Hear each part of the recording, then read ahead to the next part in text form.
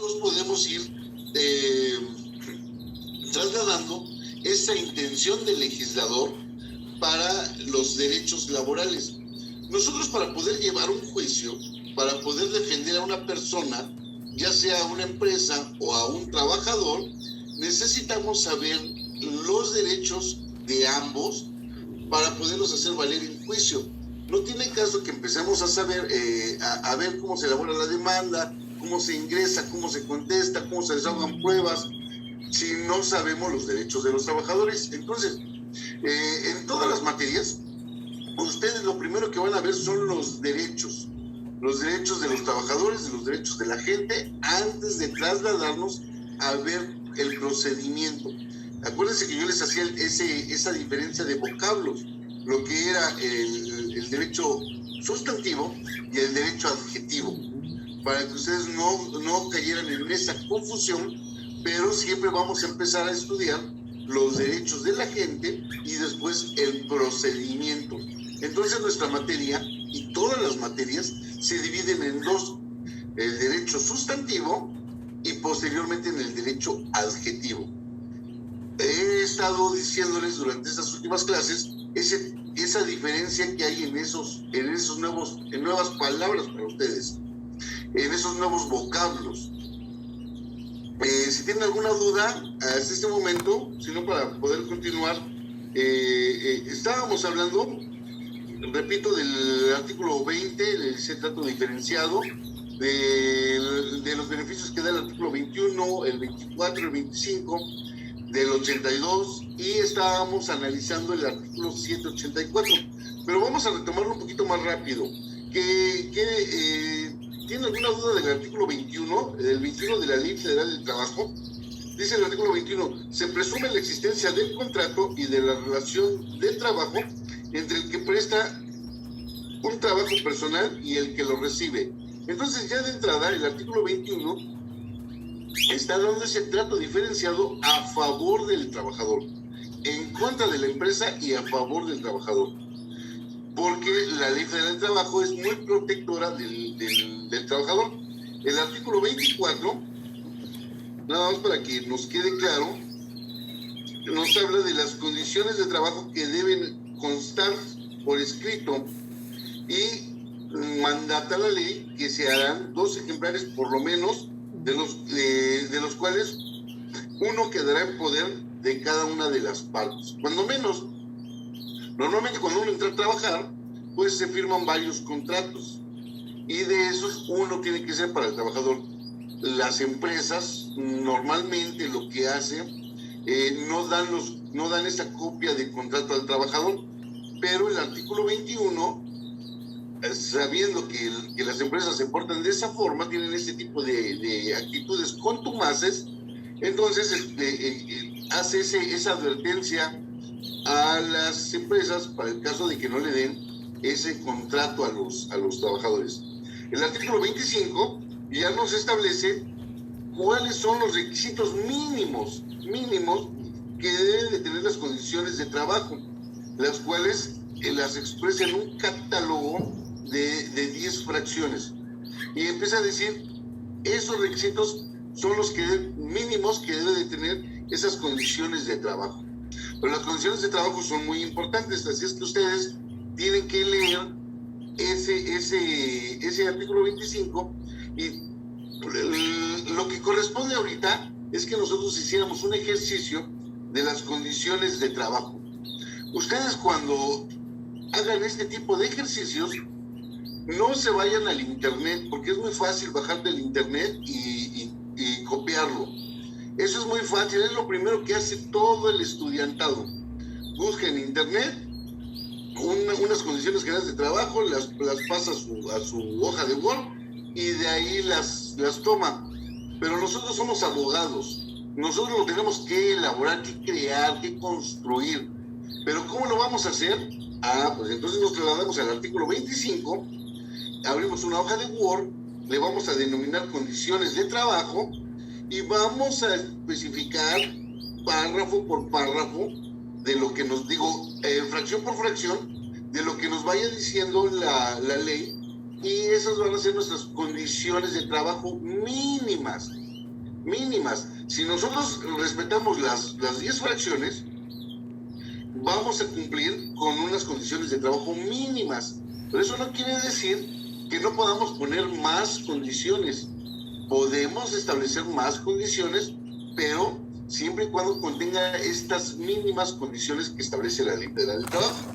Sí se pueden establecer más, pero además, para el caso de que la empresa no lo haga, la ley mandata que también la ley mandata el castigo para las empresas.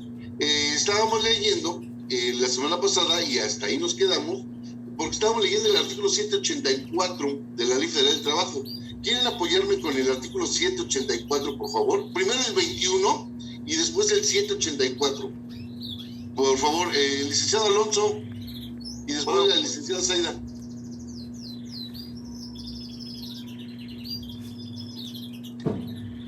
¿Puedo participar con el 21, por favor? Por favor, si participan con el segundo, de una vez los dos. Okay. 21 y 184, por favor. Presunción de la existencia de contrato y de la relación de trabajo. Artículo 21. Se presume la existencia del contrato y de la relación de trabajo entre el que presenta, entre el que presta un trabajo personal y el que lo recibe. Y el otro era artículo 784, 784.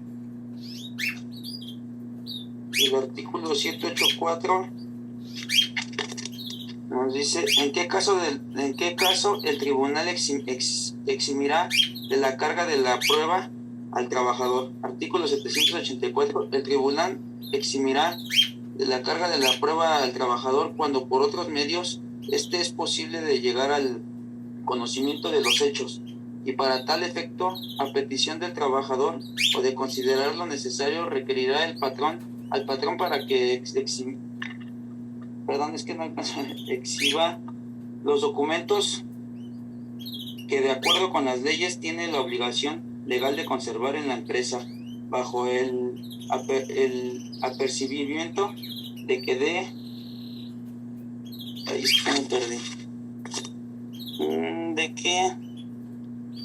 no presentarlos, se presumirán ciertos los hechos alegados por el trabajador. En todo caso, corresponderá el patrón probar su dicho cuando exista controversia sobre fracción 1, fecha de ingreso del trabajador. Fracción 2, antigüedad del trabajador. Fracción 3, faltas de asistencia del trabajador. Fracción 4, causa de rescisión de la relación de trabajo. Fracción 5, terminación de la relación o contrato de trabajo para obra o tiempo determinado en los términos de los artículos 37, fracción 1 y 53, fracción 3 de esta ley. Fracción sexta, constancia de haber dado por escrito el trabajador o el tribunal de la fecha y la causa del despido. La negativa lisa y llana del despido no revierte la carga de la prueba. Asimismo, la negativa del despido y el ofrecimiento del empleo hecho al trabajador no exima al patrón de probar su dicho. Fracción 7. El contrato de trabajo. Fracción 8. Jornada de trabajo ordinaria y extraordinaria cuando esta no exceda de 9 horas semanales. Fracción 9. Pago de días de descanso y obligatorios, así como del aguinaldo. Fracción 10. Disfrute y pago de las vacaciones. Fracción 11. Pago de las primeras domiciliar, vacacional y de antigüedad. Fracción 12. Monto y pago de salario. Fracción 13. Pago de las participaciones de los trabajadores en las utilidades de las empresas. Y fracción 15. Incorporación y aportación al Instituto Mexicano del Seguro Social, al Fondo Nacional de la Vivienda y al Sistema de Ahorro para el Retiro. La pérdida o destrucción de los documentos señalados en este artículo por caso fortuito o fuerza mayor no releva al patrón de probar su dicho por otros medios. Muchas gracias, licenciado Oscar. Fíjense nada más. El artículo 21 dice que va a proteger al trabajador porque las empresas tienen esa conducta contumaz. Durante la historia siempre han tenido esa conducta contumaz de no darle copia al trabajador, de no establecerle bien las condiciones de trabajo, porque las deja a beneficio de la empresa. Pero la ley, desde el artículo 21, empieza a proteger al trabajador. Bueno, no desde el artículo 21, desde el artículo primero empieza a proteger al trabajador. En el 21 lo deja muy claro, y en este 184, nosotros como abogados tenemos que tener en cuenta este artículo, nos lo debemos de tatuar, porque nos sirve para las dos partes, una para defender al trabajador y la otra para que, si estamos defendiendo a la empresa, advertirle a la empresa que debemos de cumplir con esos requisitos, porque si no, el trabajador va a llegar a la junta o al tribunal laboral, ahora tribunal laboral, y nos va a demandar y nos va a decir que él ganaba arriba de lo que gana o que tenía esas condiciones superiores a las que tenía. Y como nosotros no lo tenemos por escrito ni tampoco le dimos esa copia al trabajador, el tribunal va a entender que efectivamente por el dicho, nada más por el dicho del trabajador, salvo prueba en contrario, que efectivamente era lo que dice el trabajador. Entonces es muy riesgoso como empresario pues no respetar ese artículo. Por eso es tan importante ese artículo. Pero además, vean el final de este artículo 184. Dice que por causas de fuerza mayor, aunque pase esas causas de fuerza mayor, no se releva esa responsabilidad a la empresa o al patrón. La pérdida o destrucción de los documentos señalados en ese artículo por caso fortuito o fuerza mayor son dos cosas diferentes. Caso fortuito y fuerza mayor. Vuelvo a repetir, son vocablos que son muy diferentes, no es lo mismo, no es un sinónimo uno del otro. Es decir, si de repente llega un tsunami, vamos a suponer que estamos en la playa, nuestra empresa está en la playa, llega un tsunami, se destruye la documentación o la oficina donde están los documentos de la empresa, eso no exime a la empresa de esa responsabilidad. Hoy en día, en la actualidad, es muy difícil que llegue a pasar eso, porque con esta modernidad de la tecnología, normalmente los documentos se digitalizan y se suben a la nube. Entonces, aunque se destruyan, prácticamente no se pueden destruir porque están en la nube. Entonces se bajan de la nube y se vuelven a imprimir y vuelve a haber constancia de eso.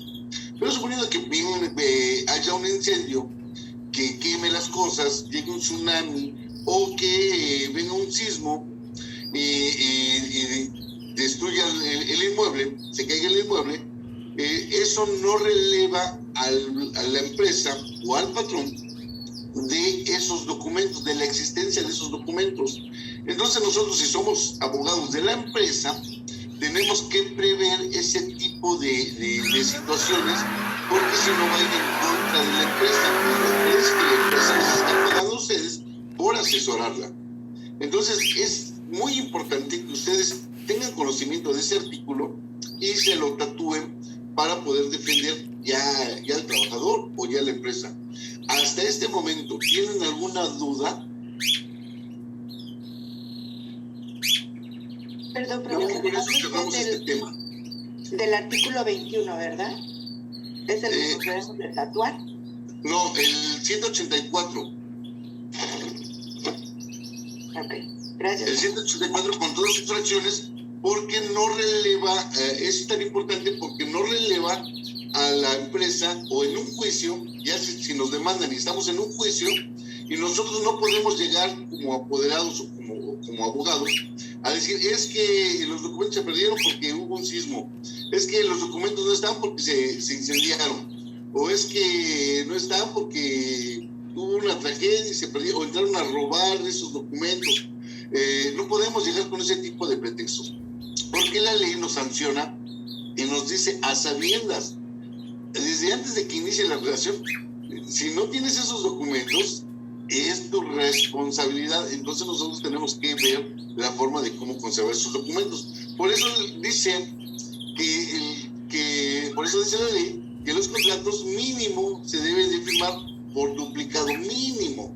Eso no exime que se tengan que firmar varios contratos para tener ese respaldo, ese resguardo de los documentos.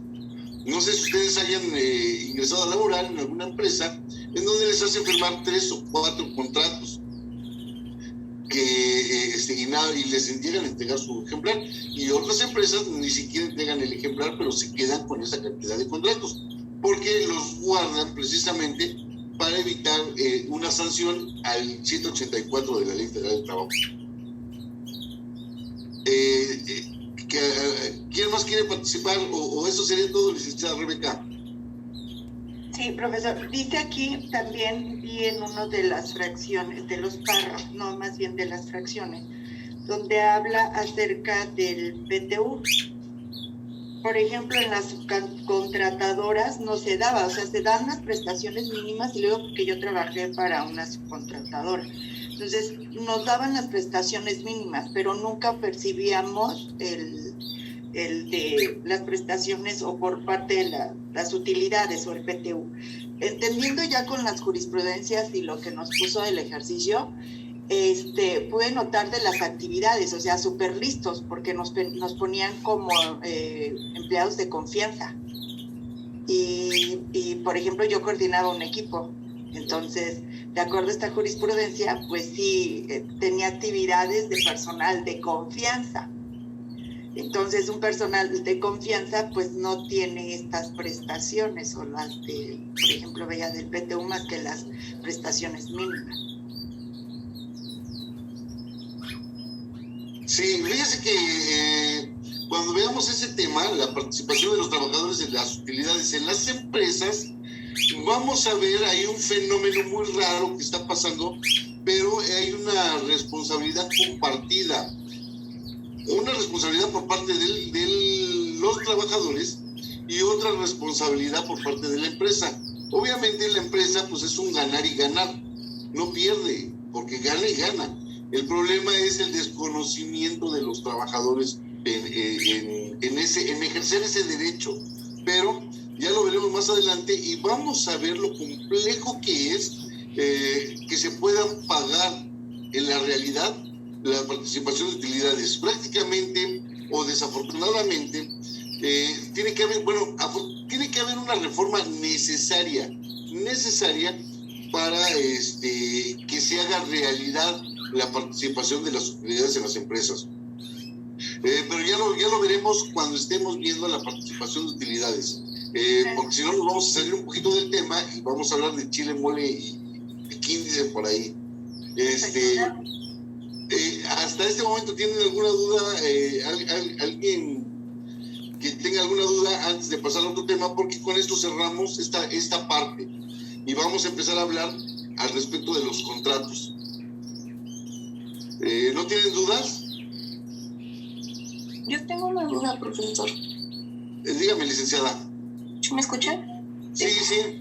Bueno, en el 184 dice que el tribunal eximirá de la carga de la prueba al trabajador. No entiendo bien a qué se refiere esa parte del artículo 184. Y otra cuestión, ahora que estábamos hablando de los salarios, pongo mi ejemplo. Yo trabajo para una empresa y esta empresa, creo que ya se los había mencionado la vez pasada, constantemente cambia de razón social y con ese cambio de razón social supuestamente hay aumentos de sueldo, o sea, hay modificaciones en el salario y están reflejadas en el seguro, en el IMSS, que es por donde estoy yo asegurada en este caso. Pero nunca se ve reflejado ese cambio de salario o el aumento de salario, según tiene la empresa, tanto en el pago neto de la nómina ni en los recibos de nómina. ¿Cómo se podría alegar ese cambio de salario si no aumento a nuestra parte? ¿Pero ganan arriba del salario mínimo? Pues, según dicen sí, pero no. Maestro, ¿no puede ver esto la compañera en la página de Capital Humano, no? ¿O nada más Capital Humano es para servidores públicos? Nada más para servidores públicos. Pero miren, normalmente las empresas sí cambian muchas veces de razón social. Es muy difícil, o sea, sí pasa, pero es muy difícil que cambien de razón social, porque van perdiendo ese prestigio que deben de ganar.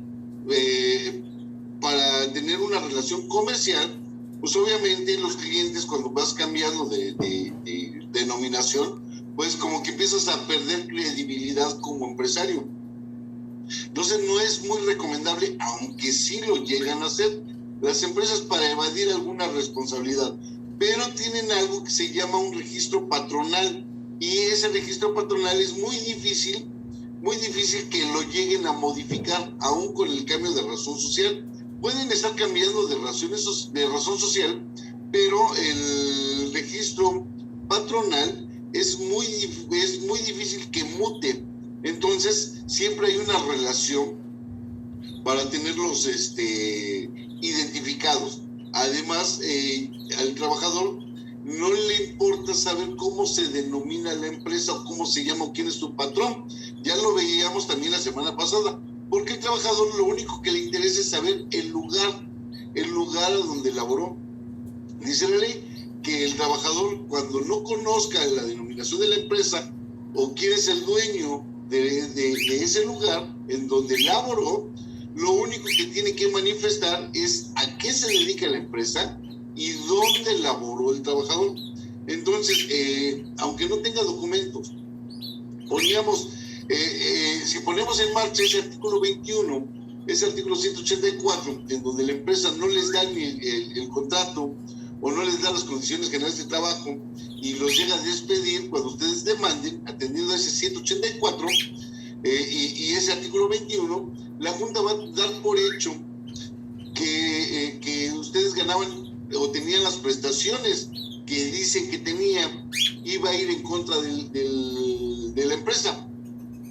Por eso es que está el 184 que dice que cuando la Junta o el Tribunal Laboral, en este caso ya tribunales laborales, puedan conocer por otros medios, va a eximir al trabajador, es decir, le va a quitar esa carga de la prueba al trabajador para revertir la prueba en contra de la empresa. Atendiendo a estos artículos, dice el trabajador que ganaba, si tú ganabas 10 pesos, por ejemplo, ¿no? Decíamos la semana pasada, y cuando te despiden tú demandas que ganabas 50 pesos, la Junta va a dar por hecho que tú ganabas 50 pesos. Y atendiendo a este 184, va a decir, tú, trabajador, no me tienes que probar nada de que ganabas 50 pesos. La empresa es la que tiene que acreditar que no ganabas esa cantidad y que ganabas 10 pesos. Pero si no lo acredita, si no acredita que ganabas esos 50 pesos, esos 10 pesos, entonces la Junta cuando emita su laudo va a determinar que tú ganabas 50 pesos. Por eso es muy riesgoso para las empresas o nosotros como abogados, cuando asesoremos a las empresas, hacerles ver este tipo de anomalías que pueden ocurrir si no les da sus contratos o sus documentos a los trabajadores. Porque cuando vayan a la Junta, van a decir que ganaban más de lo que ganaban, o que tenían prestaciones, por ejemplo, en las vacaciones, que normalmente te dan, por ejemplo, 6 días el primer año, 8 días el segundo año, y así sucesivamente. Pero ustedes pueden decir, no, nuestras condiciones generales de trabajo decían que el primer año ganábamos, teníamos 10 días de vacaciones, y así las van aumentando. Y entonces la empresa va a decir, no, ¿cómo crees? Nada más tenía derecho de acuerdo a las prestaciones de la Ley Federal del Trabajo.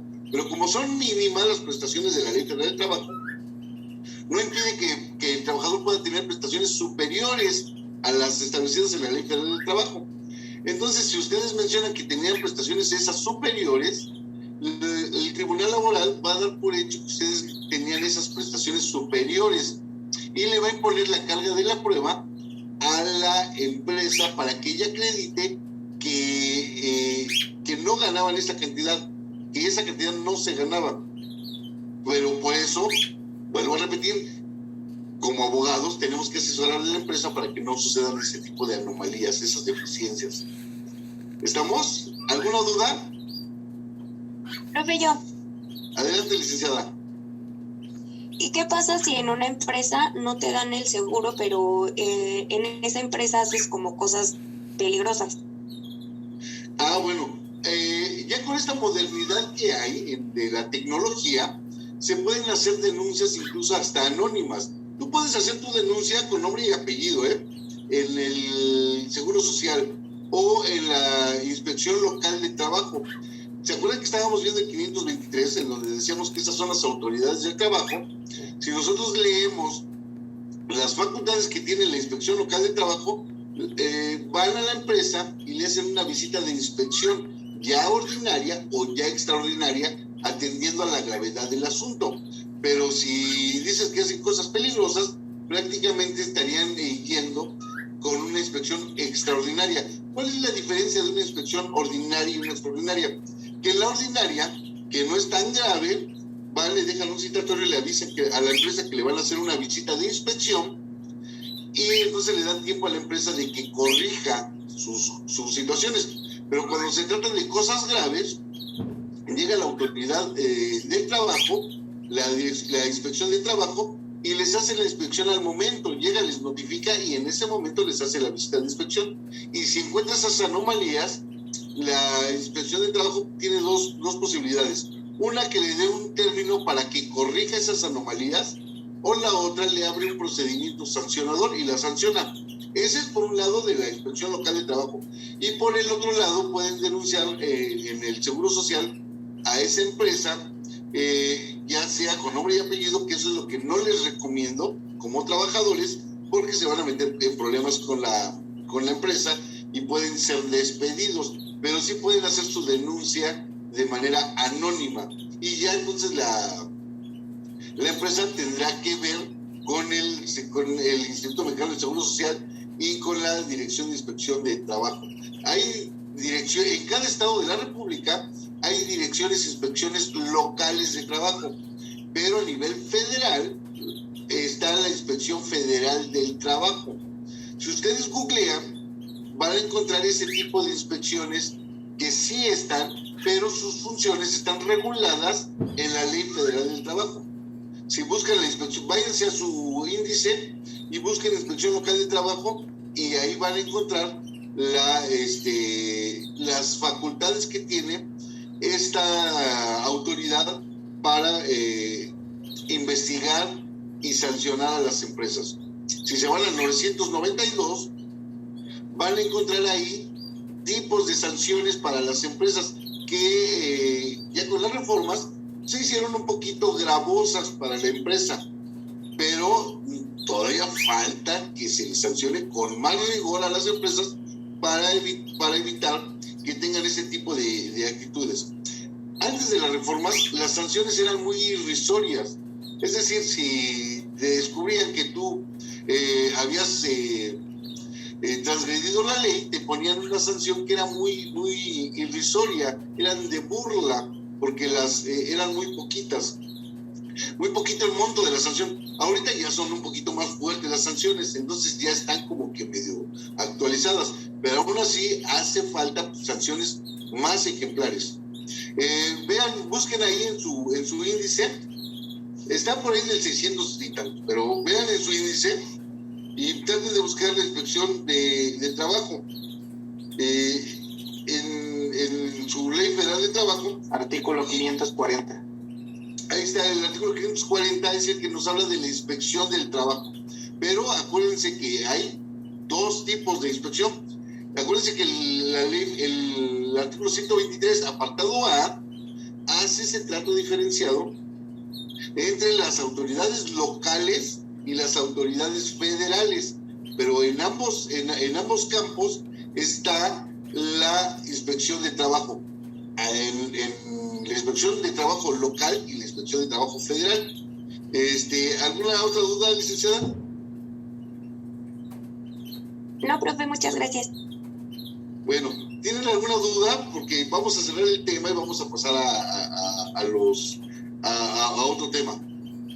Sí, profe, yo en cuanto a los contratos que está mencionando, cuando una persona labora en una empresa, tiene, o sea, las prestaciones de ley, pero bueno, le comento porque el caso específico de mi cuñado, el año pasado por lo de la pandemia, él trabaja en el Country Club, es un campo de golf.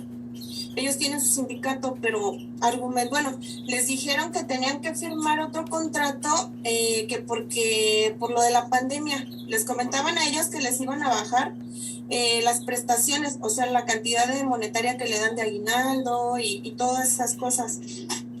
Les dijeron que para que firmaran y todo eso les dieron una compensación de 40,000 pesos, pero que firmaran un nuevo contrato. Ellos pensaban que pues era como que su despido y la recontratación, pero les comentaron que no, que nada más era como que una compensación por lo de la pandemia y por que firmaran lo que les estaban diciendo. Los contratos se los dieron, los nuevos contratos, pero no los dejaron leer nada, simplemente les pusieron como que el pedazo de hoja, los hicieron firmar a todos los trabajadores, firmaron esos contratos y pues hasta la fecha del día de hoy no les dieron copia, no los dejaron leer lo que firmaron y pues les dieron esa cantidad de 40,000 pesos y pues ahora pues ya están viendo todas las rebajas en cantidades de que les daban de despensa, ya no les da nada, el aguinaldo va a venir muy inferior a lo que ganaba. Entonces, ahí cómo procedería, porque fue ahí el sindicato el que intervino. Mira, licenciada, ahí hay que tener mucho cuidado, porque como no tenemos documentos, como no sabemos bien la realidad, no vamos a estar en el plano de la conjetura. Necesitamos tener el caso específico para poder determinar y darle una asesoría al cliente en relación a estos puntos, porque más adelante lo vamos a ver, incluso usted va a identificar luego esa parte, porque sí hay posibilidades de que se modifique el salario, que se modifiquen ciertos detalles, pero lo vamos a ver más adelante, esa parte, porque si no me estaría adelantando al tema, pero sí establece la ley en épocas de pandemia o de fuerza mayor, de caso fortuito, sí establece ese tipo de situaciones, pues, que afectan el salario, que afectan incluso la forma de trabajo, pero hay que tener cuidado para saber si estamos ante esas posibilidades que mandata la ley o o se trata precisamente de una transgresión a la ley que está fuera de la ley, pero hay que ver el caso más documentado, con más detenimiento, para no caer en el plano de la conjetura, porque si yo empiezo a divagar, les voy a enviar un mensaje que a lo mejor es incorrecto, y entonces no quiero caer en ese tipo de errores para con ustedes que apenas están empezando a conocer lo que es la Ley Federal del Trabajo. Entonces me gustaría reservarme un poquito ahí, porque para que en su momento vayamos viendo ese tipo de diferencias, ese trato diferenciado que va a ser más adelante, licenciada. Ok, entonces nada más sería como que exigiera una copia de su contrato, ¿no? De lo que firmó. Ya vimos el artículo 184, ya vimos el artículo 21, y que al trabajador lo único que le interesa es saber dónde laboró.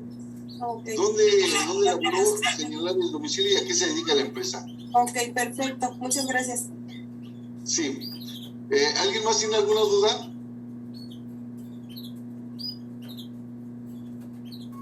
Quiero entender que no. Bueno, entonces, perdón, habíamos visto ese trato diferenciado, vuelvo a repetir, el artículo 20, que nos hace la diferencia entre lo que es una relación de trabajo y un contrato de trabajo. Pero, si observamos el artículo 22, vamos a trasladarnos al artículo 22 de nuestra ley, y al artículo 22 bis y al artículo 23, vamos a ver ahí más que nada la edad para laborar. Dice el artículo 22, los mayores de 15 años pueden prestar libremente su servicio con las limitaciones establecidas en esta ley. Y fíjense cómo dice cómo inicia el texto. Los mayores de 15 años. Y lo que hemos estado tratando de aprender aquí es a razonar. Los mayores de 15 años. ¿Quiénes se consideran mayores de 15 años? No me respondan, ahorita lo vamos a descubrir. Dice el artículo 22 en el párrafo segundo, los mayores de 15 y menores de 16 necesitarán autorización de sus padres o tutores y a falta de ellos, el sindicato al que pertenezca el tribunal, que pertenezca. También la Inspección Local de Trabajo puede dar esa autorización y la autoridad política puede dar, pero fíjense nada más en el texto, vuelvo a regresar al mismo. Los mayores de 15 años, ese es el primer párrafo, pero el párrafo segundo dice los mayores de 15 años y menores de 16. Atendiendo a esta redacción, mi pregunta sería, ¿quiénes son mayores de 15 años? ¿En qué momento se da esa mayoría de 15 años? Y les pregunto a ustedes, ¿quién quiere decirme a quién se considera mayor de 15 años? ¿A quién se le consideraría mayor de 15 años? ¿A partir de qué momento se le considera mayor? Exacto. Sí, 15 años un día. Exactamente, 15 años un día ya encuadra en este artículo 22. A los 15 años un día ya encuadra en el artículo 22. El día que cumple 15 años, obviamente todavía no está capacitado y no encuadra en este artículo 22. Al siguiente día, 15 años un día, ya encuadra en este artículo 22 de la Ley Federal del Trabajo.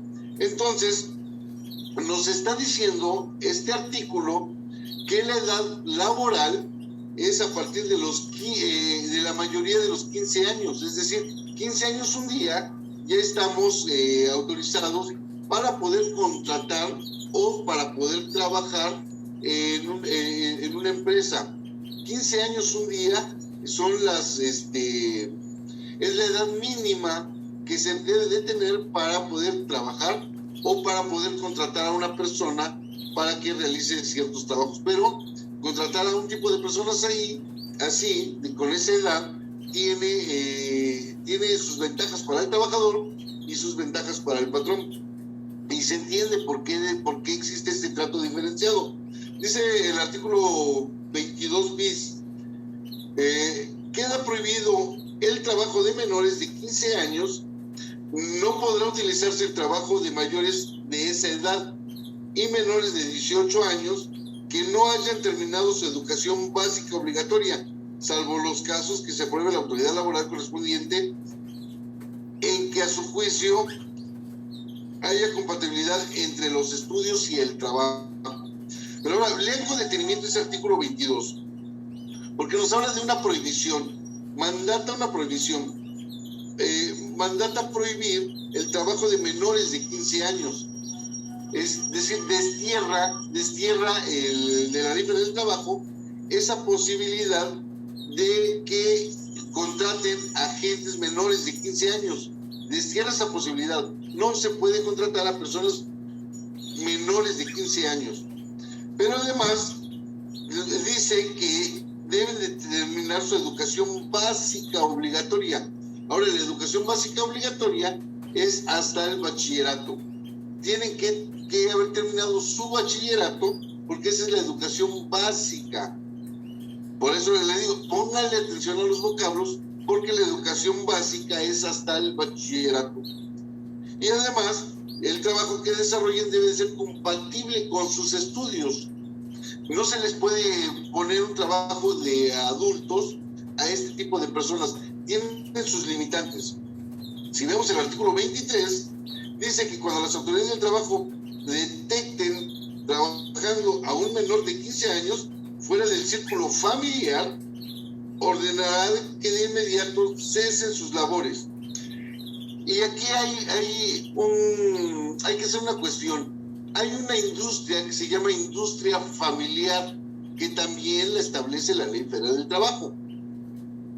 Pongan atención, la industria familiar ahí hace un trato diferenciado porque se trata de una familia que conforma un negocio, conforma una empresa, y ahí sí pueden trabajar este tipo de personas, pero no se rigen con las obligaciones que mandata la Ley Federal del Trabajo, porque es una institución jurídica diferente. Porque como estamos hablando de institución familiar, entonces están obligados a cumplir con las condiciones de seguridad e higiene, pero no las de trabajo, no las del salario, no las del contrato, porque es industria familiar. Si ustedes observan su índice de la Ley Federal del Trabajo, van a encontrar ahí un capítulo que habla de la industria familiar, y ahí hace un trato diferenciado. Ojo, hay que tener cuidado. Si es industria familiar, se maneja de manera diferente, pero si no es esa industria familiar, entonces hay que cumplir con esos mandatos. Ahora, vean, la mayoría de edad para poder trabajar, al menos en la República Mexicana, es de mayores de 15 años, es decir, 15 años un día ya pueden laborar con sus limitantes, pero ya pueden laborar. Es la edad mínima para trabajar. Menores de 15 años está desterrado. Menores de 15 años está desterrado de nuestra legislación el que puedan laborar los muchachos. Hasta este momento, ¿tienen alguna duda? Esa es la edad mínima que la tenemos que tener presente, porque pareciera mentira, pero sí se da este tipo de situaciones. ¿Tienen duda en relación a esta edad mínima? Es la edad mínima que se tiene. ¿Tienen alguna duda? Profesor, perdón, ¿cómo se da la autorización por parte de los padres o tutores? Normalmente las empresas les piden a los menores que les lleven una carta firmada a nombre de la empresa para que les permitan realizar ese tipo de trabajos. Muchas veces los menores de edad, acompañados de una persona adulta, van también a la Dirección de Inspección Local de Trabajo o el Federal de Trabajo, según sea el caso, para solicitar ese tipo de autorización. Vean las autoridades laborales, administrativas, que se encargan, hay departamentos de eso, para poderles dar ese tipo de autorizaciones a los menores. Incluso las tiendas de autoservicio, para poder tener a los menores de edad que no eran trabajadores, sino nada más para que estén ahí recibiendo las propinas y poniendo los productos en una bolsa, les piden esa autorización, y no es trabajo, no es trabajo, pero les pedían esa autorización por parte de las autoridades laborales para que puedan estar en las tiendas poniendo los productos en una bolsa y que los niños estuvieran recibiendo su propina. Ahora se está mutando esa costumbre, y ahora están poniendo a las personas adultas y ya no a los niños. Pero normalmente se hacía, y sigue habiendo esos departamentos en donde se pedía la autorización. Pero también las empresas te dicen, o tráeme un permiso por parte de la autoridad, o dame la autorización por parte de tus papás, y es una carta libre, licenciada. Gracias, profesor. ¿Alguien más tiene alguna duda en relación a esto? Yo, profesor. Dígame, licenciado. Como por decir, un menor de edad le dan un contrato con la autorización de sus padres, pero ese menor de edad llega a la mayoría de edad, que es 18 años. Ahí se realizaría otro contrato o se anexaría algunas cláusulas al que ya existe. No, es el mismo contrato, pero ya se entiende. Puede pasar todo eso que usted me está diciendo, puede pasar cualquier situación atendiendo a la situación de la empresa, pero no puede perjudicar en los derechos del ahora adulto.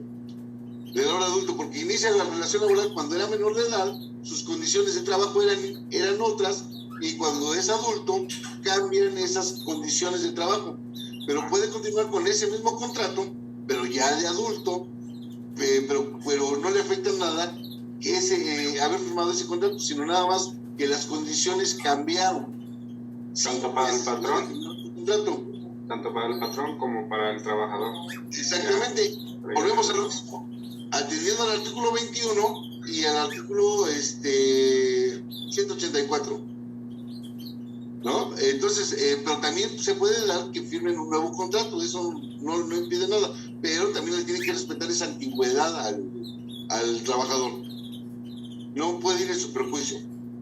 Ahora, hay varios tipos de contrato, varias formas de contratación que la Ley Federal del Trabajo nos autoriza. Está el trabajo por obra determinada, por tiempo determinado, por tiempo indeterminado. Hay ese tipo de trato diferenciado que nos habla la Ley Federal del Trabajo para que pueda haber esa relación de trabajo o pueda haber ese contrato de trabajo. Hay ese tipo de trato diferenciado por obra determinada, por tiempo determinado o por tiempo indeterminado. Que eso habla de la duración de las relaciones de trabajo. Entonces vamos a encontrar su fundamento, lo vamos a encontrar en el artículo 36, por ejemplo. Si nos vamos al artículo 36,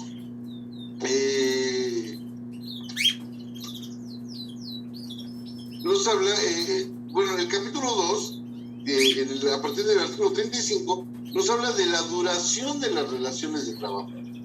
Y esto se va a cotejar con lo de los contratos. Dice, las relaciones de trabajo pueden ser para obra o tiempo determinado, por temporada o por tiempo indeterminado.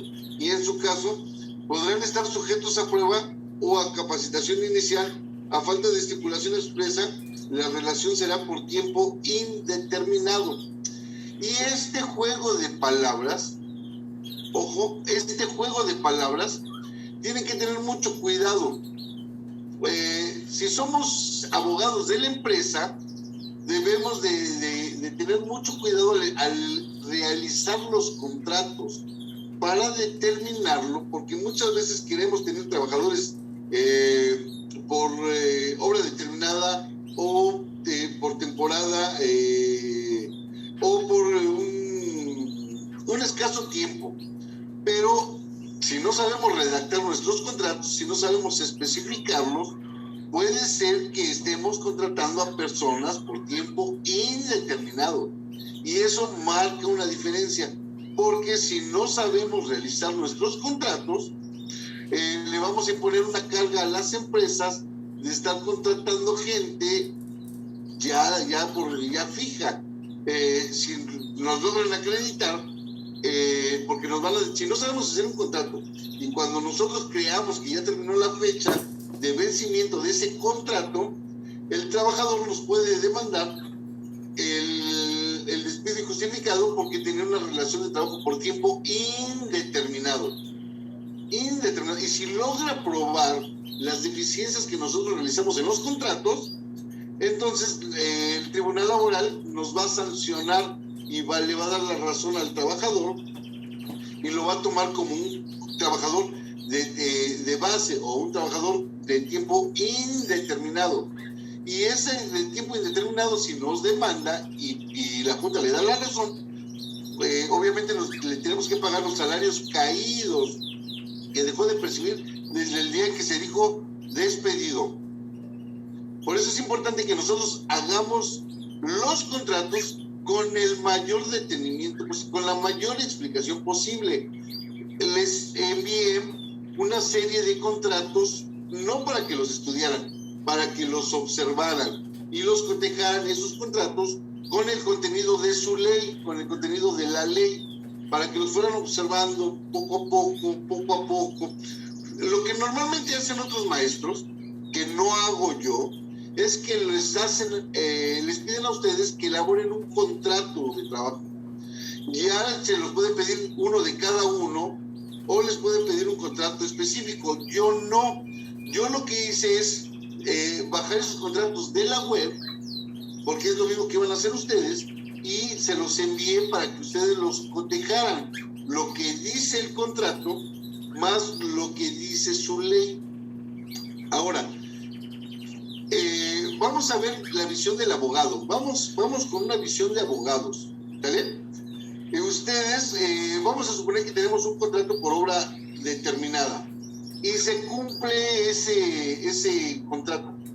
Pero cuando nos llega el cliente, cuando nos llega el trabajador y nos dice que tenía ese contrato por obra determinada o tiempo determinado, ya sea por temporada o porque nada más estaba a prueba, sujeto a prueba, cuando nos lleva el contrato a nosotros abogados y lo estamos analizando, si nosotros advertimos un error en el contrato, abogados del trabajador, vamos a demandar un despido injustificado. Y entonces, si logramos probar el despido injustificado, porque la redacción del contrato está incorrecta, pues vamos a convertir ese trabajador en un trabajador por tiempo indeterminado, ganando el salario que dice el trabajador que ganaba.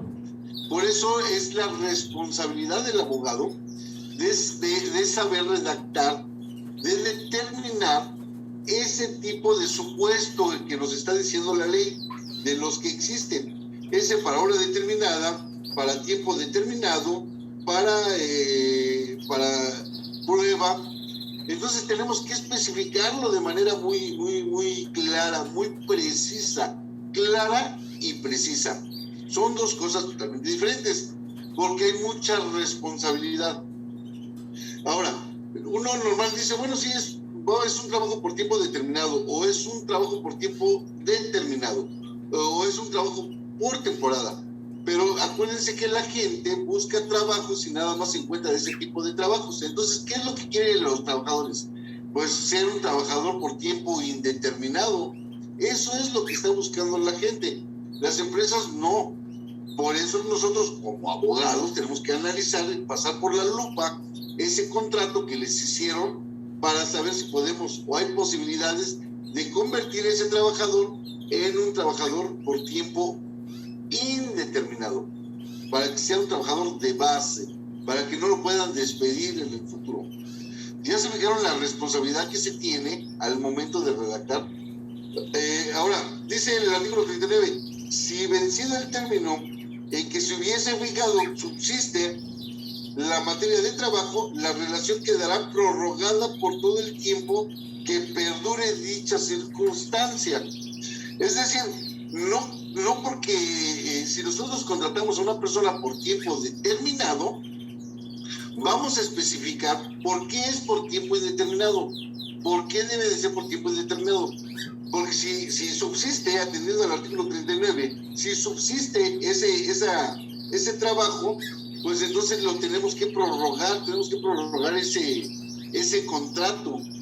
Y si nosotros, aún subsistiendo, nosotros le damos por concluido, nos puede demandar la continuidad de ese trabajo porque subsiste ese motivo por el cual le creó la vigencia de ese contrato.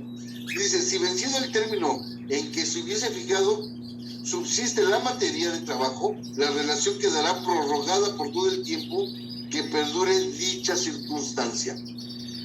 Eso dice el artículo 39. Pero dice, me regreso al artículo 36, perdón. Dice, el señalamiento de una obra determinada puede únicamente estipularse cuando lo exija la naturaleza. Yo les dejé un trabajo en donde teníamos que ver la naturaleza y ahorita les explico por qué. Entonces, el artículo 37 dice, el señalamiento de un tiempo determinado puede únicamente estipularse en los siguientes casos: cuando le exija la naturaleza del trabajo que se va a prestar, cuando tenga por objeto sustituir temporalmente a otro trabajador y en los demás casos previstos por esta ley. Y cuidado con esta palabra, en los demás casos previstos por esta ley. Mucho cuidado con esta palabra porque eso lo deja abierto, pero cuidado porque el artículo 39 nos pone una limitante, dice, si vencido el término en que se hubiese fijado subsiste la materia de trabajo, la relación quedará prorrogada por todo el tiempo que perdure dicha circunstancia. Entonces, como que el legislador le está poniendo un freno a la empresa para que haga conductas contumaces y esté transgrediendo la ley y se esté burlando del trabajador. Nosotros como abogados ya del trabajador tenemos que tener en cuenta este tipo de situaciones, porque si no nosotros podemos demandar a la empresa la continuidad de esa relación porque subsiste la materia de trabajo. Entonces tenemos que tener mucho cuidado en relación a eso. Ahora, hablaba de la naturaleza. ¿Por qué hablo de la naturaleza? También les dejé un ejercicio en relación de la naturaleza de las funciones. Normalmente eso se ve tanto en el apartado A como en el apartado B. Les platico. Si se fijan, antes de platicarles esta situación, yo les envié una serie de contratos e incluso unos contratos que decían contrato de honorarios asimilables a salarios y contrato de prestación de servicios profesionales, que no los tiene la Ley Federal del Trabajo, que no los tiene la materia laboral, sino serían contratos de la vida civil. Pero cuando no se establece con especificidad los requisitos que dice la ley, si se dan cuenta los trabajadores de confianza o prestadores de servicios profesionales, pues ganan más que los trabajadores de base, ¿no? Que los trabajadores que tienen un trabajo indeterminado.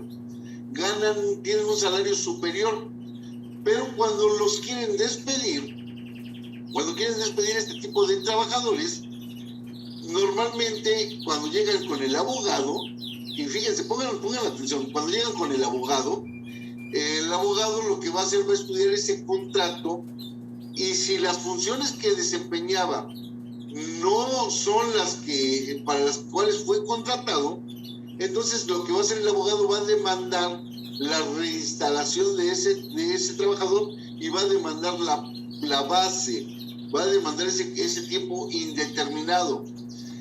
Acuérdense de las bondades que tiene la Ley Federal del Trabajo, acuérdense de las bondades, porque de entrada le da la razón al trabajador y entonces la empresa tiene la carga de la prueba de acreditar que efectivamente era un trabajador, por ejemplo, de prestación de servicios profesionales, o que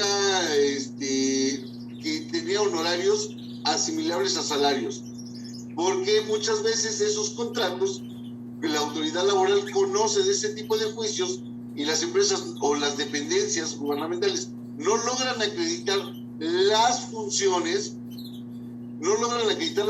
que realizaba el trabajador, lo convierte, al profesionista, las funciones que realizaba el profesionista, lo convierte en trabajador y hay que reinstalarlo en su trabajo, hay que pagarle los salarios que dejó de percibir por el despido injustificado y se vuelve un trabajador de base o de tiempo indeterminado. Por eso la importancia, cuando una persona consigue un trabajo y lo consigue de confianza, dicen, perfecto, pues yo soy de confianza, mientras esté ganando esta cantidad, pues no pasa nada. Y trabaja con sus limitantes, ¿no?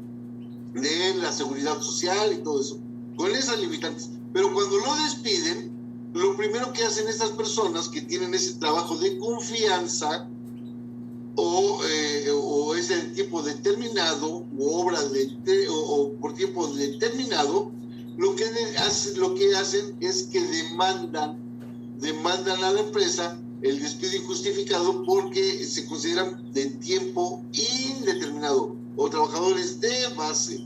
Entonces hay que tener mucho cuidado, vuelvo a repetir, en las funciones que desarrollan. Y hablo de las funciones porque no basta con el contrato. Acuérdense que dice la ley, no importa la denominación que se le dé al contrato, no importa la denominación. En este caso, contrato de prestación de servicios profesionales o de honorarios asimilables a salarios. No importa la denominación. Ese es uno de los requisitos, pero les falta otro: acreditar las funciones que hacía. Normalmente en juicio es muy difícil acreditar las funciones, y atendiendo que los abogados sabemos que es muy difícil acreditar las funciones que desarrollaban las personas, cuando demandan, cuando se dicen despedidos, van con el abogado y el abogado revisa el contrato y dice, efectivamente no pueden acreditar que tú realizabas este tipo de funciones. Entonces vamos a demandar el despido injustificado para que te conviertas un trabajador de base, ya sea en el gobierno, para que sea un trabajador de base o en la iniciativa privada para que sea un trabajador por tiempo indeterminado. ¿Se entiende lo que les estoy explicando?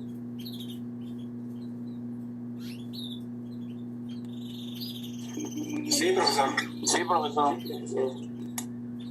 Por eso es que yo en el trabajo que les dejé que ustedes desarrollaran, les hice mucho énfasis en por qué la importancia de determinar las funciones, porque es esa importancia de determinar la naturaleza de las funciones, porque no basta con que quede plasmadas en el contrato, es insuficiente. Elaborar un contrato es insuficiente. Tenemos que acreditar como empresa que realizaba esas funciones de confianza, o que realizaba esas funciones de prestación de servicios profesionales, o que realizaba esas funciones de honorarios asimilables a salarios. Yo les envié ese tipo de contratos para que ustedes vayan cotejando y vayan viendo. Si bien ese tipo de contratos no están en la Ley Federal del Trabajo, no están en la ley burocrática, pero esos son los pretextos de ambos. Es el juego, el de los abogados que defendemos a los trabajadores y el de los abogados que defendemos a las empresas, o los servidores públicos que defendemos al gobierno. Entonces, tenemos que tener ese tipo de criterios. Si eres abogado que eres servidor público y defiendes al gobierno, eres apoderado del gobierno, tienes que saber esto para que no te pase el que después de un prestador de servicios profesionales demande al gobierno y después, si no logras acreditar las funciones, entonces lo vas a tener que reinstalar como un trabajador de base, con ese salario que venía percibiendo.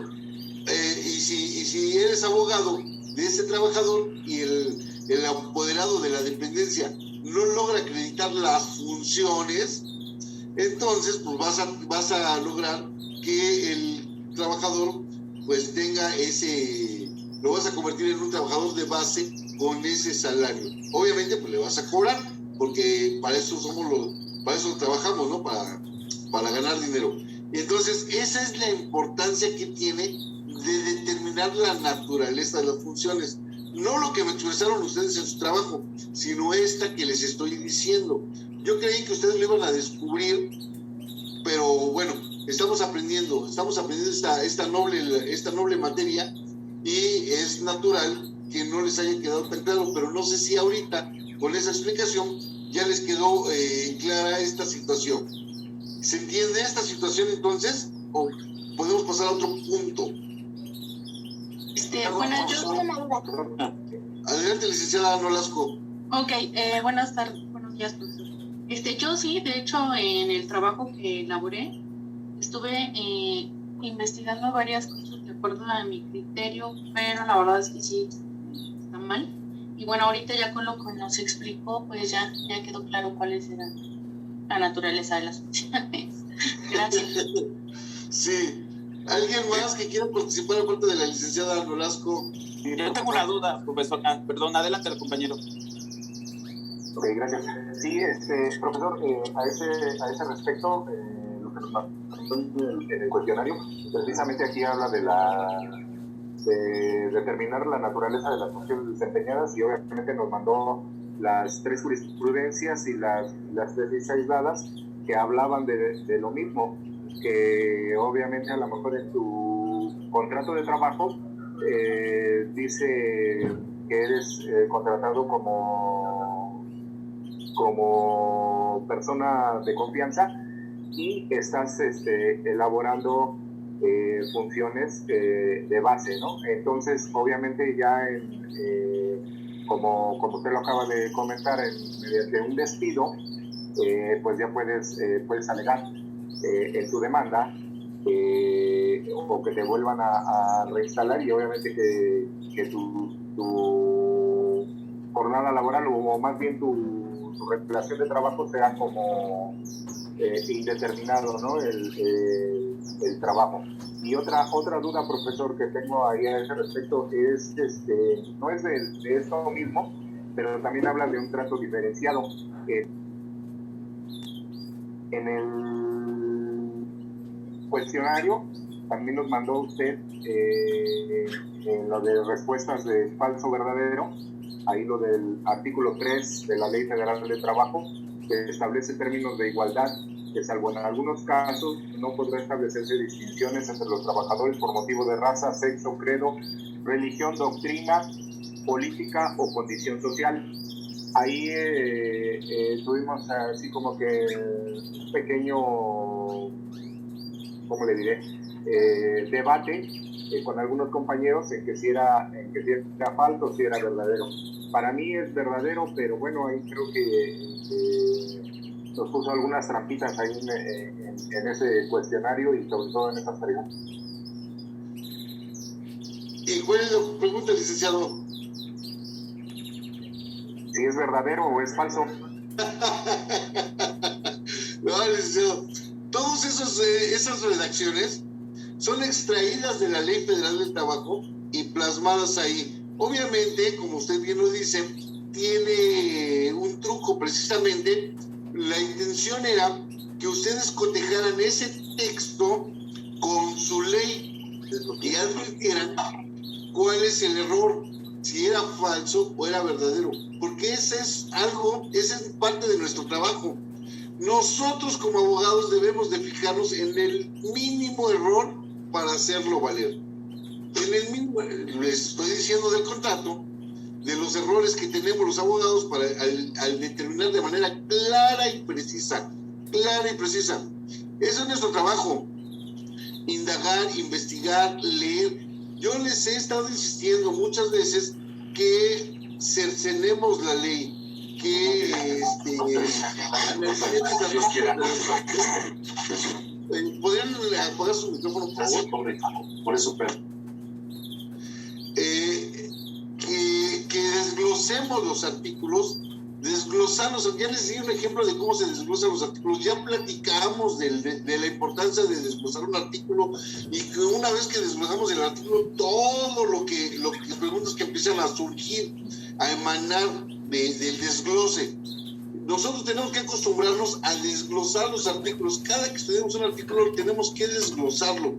Si no nos acostumbramos desde ahorita que estamos iniciando la carrera, muy difícilmente vamos a hacerlo más adelante. Ustedes ya se dieron cuenta que la importancia que tiene de hacer el desglose, la importancia que tiene hacer el mapa conceptual, la importancia que tiene hacer ese tipo de estudio. Si no lo haces desde ahorita, que estás iniciando la carrera, muy difícilmente vas a poder destacar como abogado. Pero digo, yo ya me encargué de decirles, ya me encargué de demostrarles cómo se hace, ya me encargué de decirles, de que ustedes vieran la importancia. Si no lo hacen, ya depende de cada uno de ustedes, porque el que sí lo haga va a destacar en contra de los otros, y ahí es a donde se empiezan a hacer los buenos abogados y los malos abogados, los abogados que sí saben y los abogados que no saben. Nadie va a estudiar por usted, licenciado, nadie va a estudiar por usted. Usted, si quiere destacar en esta vida, tiene que poner su esfuerzo, poner su empeño, estudiar la ley, y si tiene alguna duda, para eso estamos nosotros, para aclararles, disiparles esas dudas. Y habrá profesores que hagan sus sesiones de preguntas y evasivas, pero en este caso yo he estado al pendiente siempre de cada cuestionamiento que me hacen para poderles dar una contestación coherente y razonable. Si no la están aprovechando, pues nadie lo va a hacer por ustedes. Entonces hay que tener mucha atención en lo que se lee, licenciado. Vea la ley, coteje la ley con el texto, porque todo ese texto está extraído de la ley. Todo ese texto está extraído de la ley y está plasmado ahí. Obviamente tiene unos trucos, ese trato diferenciado, pero en la maestría es peor. En la maestría es peor porque las palabras son iguales y nada más cambia un vocablo, que está muy escondido el vocablo, pero debemos de tener mucho cuidado en eso. ¿Sí se entendió, licenciado? Sí, profesor. De hecho, para mí, como le comentaba, es verdadero, porque aunque nos dice el artículo 3 de la Ley Federal del Trabajo establece términos de igualdad, que, coma, obviamente dice, salvo en algunos casos, ahí lo contrapone. Dice, se supone que habla de igualdad y luego nos dice salvo en algunos casos, pero leímos y en el artículo, en este mismo artículo, en el párrafo tercero, nos habla de que no son discriminatorios algunas situaciones desiguales. Mire, ya van a dar las 12. Si quieres, se lo platicamos en el reforzamiento, porque me interesa, discúlpeme, licenciado Daniel, pero es que me interesa decirles que va a venir el examen, la próxima semana es el examen, y necesito que se pongan a razonar, no a estudiar, porque eso lo pueden hacer en cualquier momento. Necesitan razonar porque de eso va a venir el examen, va a ser de razonamiento. Y entonces, si ustedes están pensando en que va a ser de lectura, de alguna lectura de algún artículo, va a ser muy difícil que encuentren ese tipo de cosas. Ese ejercicio que yo les dejé, nada más era para que ustedes tuvieran una oportunidad de leer, de saber leer, de comprender la lectura, y que les di la oportunidad de que ustedes empezaran a desplayar en las exposiciones, en su propia exposición. Les empecé a preparar para eso, para el examen. Y en el examen, obviamente, ustedes van a tener la ventaja de estar en su casa, de tener la ley a la mano, de tener su computadora a la mano y de tener su internet. Entonces, atendiendo a esas ventajas que ustedes van a tener ahí, el examen va a ser de cosas que no van a encontrar en la web, que no van a encontrar en ningún lado más que en la ley y su razonamiento. En la ley y su razonamiento. Eso es lo que va a venir en el examen. Tómense el tiempo que quieran para desarrollar el examen, pero no pierdan el tiempo. Traten de razonar, y su vocabulario, el vocabulario que empleen ustedes al desarrollar el examen, tiene que ser un vocabulario jurídico. Traten de extraer el vocabulario de la ley y trasladarlo a su examen para que sea un vocabulario de ustedes, un vocabulario propio, para que se vayan quedando con esas palabras. Ya no podemos hablar como el bolero, no podemos hablar como el panadero, tenemos que hablar de manera jurídica. ¿Estamos? ¿Tienen alguna duda? Porque ya son 2 minutos y nos cortan la transmisión. Yo, profesor, rapidísimo. Cuando habla de la naturaleza, es como algo real. O sea, por ejemplo, en las actividades, la naturaleza de las actividades. O sea, yo puedo indicar, visitaba 3 clientes, tenía a mi cargo 5 empleados, etcétera. ¿Eso es la naturaleza de las actividades? Sí, pero mire, licenciada, si usted cuando la despidan, usted lo puede decir mientras no la despidan, pero cuando esté despedida, usted va a decir, yo no hacía esas funciones yo no las hacía. Yo era secretaria, iba por el café, yo hacía el café, agendaba las citas, contestaba el teléfono, eso era lo que yo hacía.